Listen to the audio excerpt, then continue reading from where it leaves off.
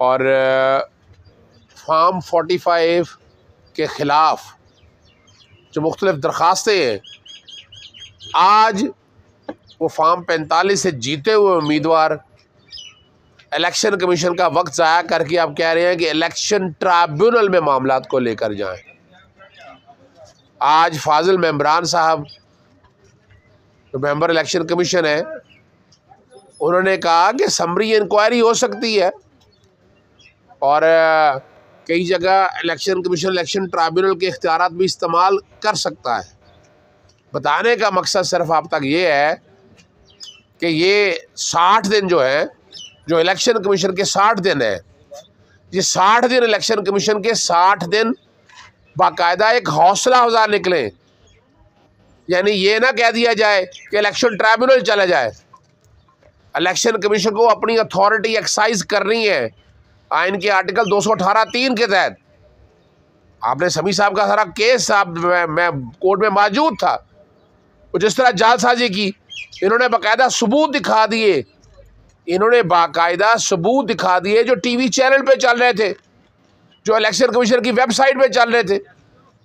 उसमें तो कोई तहकीक की ज़रूरत नहीं है, उसमें तो कोई ज़रूरत नहीं है कि आप उसमें से मज़ीद तहकीक करें, कोई ऐसी चीज़ देखें। हर चीज़ रिकॉर्ड के ऊपर अवेलेबल है और ये सारा कुछ एक आम आंख से देखा जा सकता है। तो मुखालिफिन का ख्याल ये है कि हम इस तरह से ये वक्त ज़ाया कर लिया है। पेंडेंसी के दौरान फार्म 48, 49 फाइनल रिज़ल्ट कंसोलिडेशन हो गई है तो काम ख़त्म हो गया। बिल्कुल ऐसा नहीं है। इलेक्शन कमीशन का इख्तियार आज भी मौजूद है और इलेक्शन कमीशन को वो अपनी आइनी इख्तियारात इस्तेमाल करने चाहिए। अपने आइनी इख्तियारात को इस्तेमाल करते हुए और कानूनी इख्तियारात भी, जो आपस में डिस्प्यूट है वो तो बाद की बातें है ना। ये तो फॉर्म 45 है, फॉर्म 45 इलेक्शन कमीशन की जिम्मेदारी है। तो इलेक्शन कमीशन ने कौम को, ये एक दूसरे उम्मीदवार को मुतमिन करने वाला इशू नहीं है, ये इलेक्शन कमीशन ने मुतमिन करना है पूरे पाकिस्तान को कि रिटर्निंग ऑफिसर उनके लगाए गए थे, कि रिटर्निंग ऑफिसर ने अपना काम आइनी और कानूनी तौर पर बिल्कुल ठीक किया है। इसी तरह इलेक्शन कमीशन के सामने एक और मामला रखा गया PB 35 का, कि उसमें से रिटायरमेंट से पहले अगवा कर लिया गया, झूठे पर्चे करवाए गए। कि ये भी इलेक्शन कमीशन को देखना है, ये ट्राइब्यूनल के सामने मामला नहीं जाना है। बाकी अभी इस्लामाबाद हाई कोर्ट भी जाना हुआ, वहाँ मुलाकातें नहीं करने दी जा रही। यानी मुझे भी इमरान खान साहब से मिलने नहीं दिया गया, ना बुशरा बीवी से मिलने दिया गया। अब उनके केसेस कई मामलात में देखना है, वैसे कई मामलात में गुफ्तगू करनी है।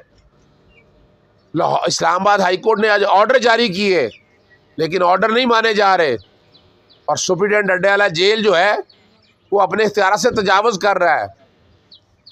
भाई हक क्या हारा इमरान खान साहब से मिलना।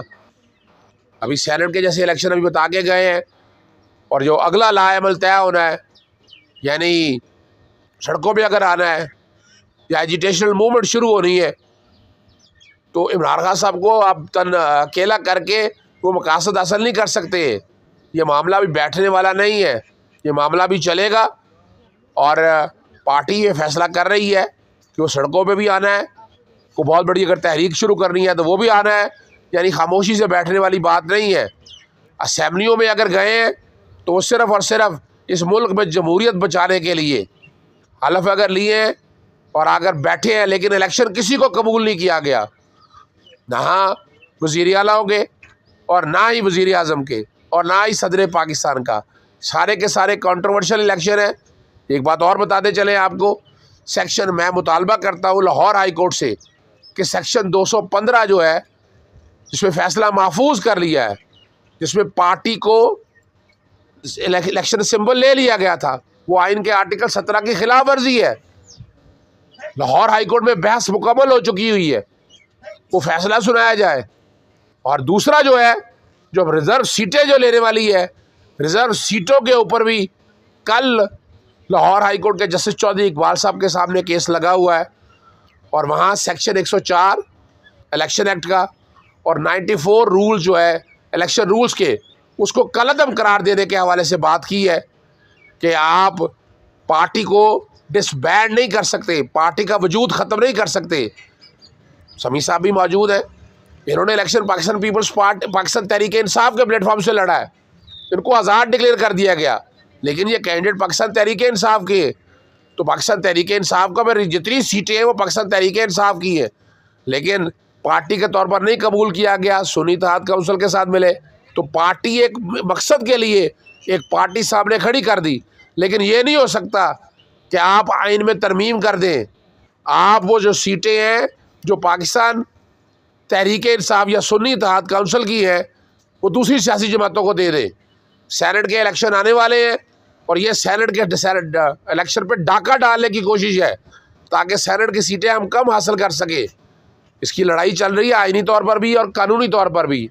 अदालतों से गिले हैं, शिकवे हैं, लेकिन अदालतों के सामने ही मामला है सारा, और हम इसलिए बार बार तकाजा भी अदालतों से कर रहे हैं कि हमारे जो हक है, जो हमारे हकूक़ हैं वो माने जाए। हम आईने पाकिस्तान 1973 के नफाज की बात करते हैं। जी सर, ये बताइएगा कि एक तो आप पैनलिस्ट भी हैं, एक तो ये आपने जैसे बताया कि अडयाला में मुलाकातें नहीं करनी दी जा रही। अलीमा खान साहिबा ने कहा कि इमरान खान के आंख में इन्फेक्शन था, तो ऐसा तो नहीं है कि इसके अलावा कुछ और है जिसकी पर्दादारी है जिसकी वजह से सारा? देखिए, ये बड़ा सीरियस इशू है। इमरान खान साहब की जान को खतरात लाहक हैं, इसलिए बार बार डॉक्टर्स जाए जा रहे हैं, जाकर देखे जा रहे हैं।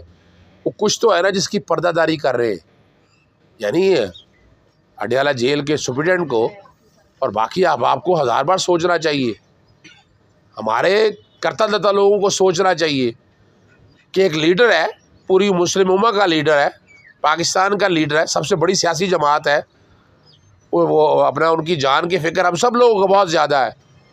और जो अब मुलाकातें नहीं करने दी जा रही, इसको जहाँ हम कंडेम कर रहे हैं वहाँ अदालतों के फैसलों की तौहीन भी है। इमरान खान साहब की जान सेहत की का ख्याल रखना है।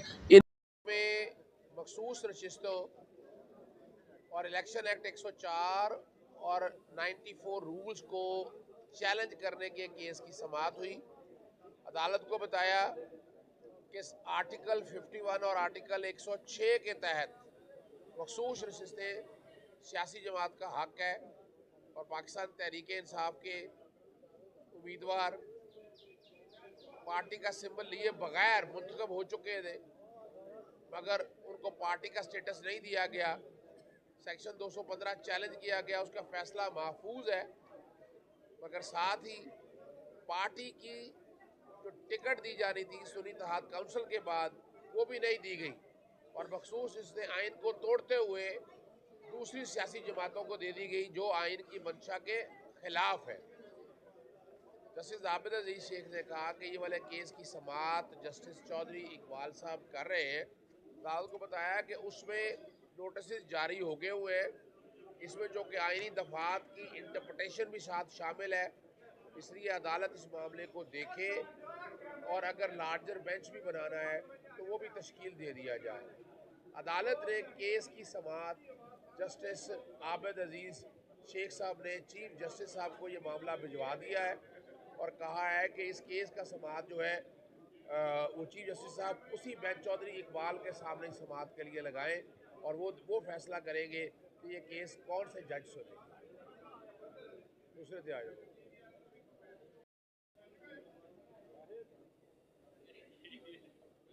सोशल मीडिया और इंटरनेट पर पाबंदी के खिलाफ केस की दरख्वास्त की समाअत लाहौर हाई कोर्ट में दायर की थी। उस पर एतराज़ लगाया गया कि इंटरनेट की सहूलियत दस्तयाब है, नोटिफिकेशन लाया जाए। रजिस्ट्रार ऑफिस को बताया गया था कि इसका कोई नोटिफिकेशन नहीं है।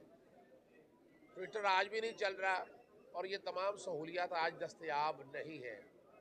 जस्टिस शाहिद बिलाल हसन के पास केस की समाअत लगी। जस्टिस शाहिद बिलाल हसन आज छुट्टी पे थे, तो केस की समाअत जो है वो बाकायदा चीफ जस्टिस साहब के पास भिजवाई है ताकि आइंदा इस केस की समाअत लगाई जा सके। तीसरे से आ जाए। रमज़ान के दौरान कीमत की महंगाई की सारी बातें अभी चल रही हैं और कीमतें अभी डाउन नहीं हो सकी हैं। लाहौर हाई कोर्ट में गुज़श्ता साल भी ये समाअत चल रही थी, कीमतें मुकर्ररा कीमतें नीचे आ गई थी और बाकायदा लाइनों में लेकर आटा वगैरह तकसीम करने से मना किया गया था और कहा गया था कि ये सारा जितना भी है ये बाकायदा अकाउंट में गरीबों को तकसीम किया जाए ताकि लोगों को मसाइल ना हो, गरीब आदमी को धक्के ना खाना पड़े। लेकिन फिर भी अब लाइनों में लगकर या आटे के थैले तकसीम किए जा रहे हैं, जो आइन के आर्टिकल 9, 14 और लाहौर हाई कोर्ट के फैसले की खुल्लम खुला खिलाफ वर्जी है।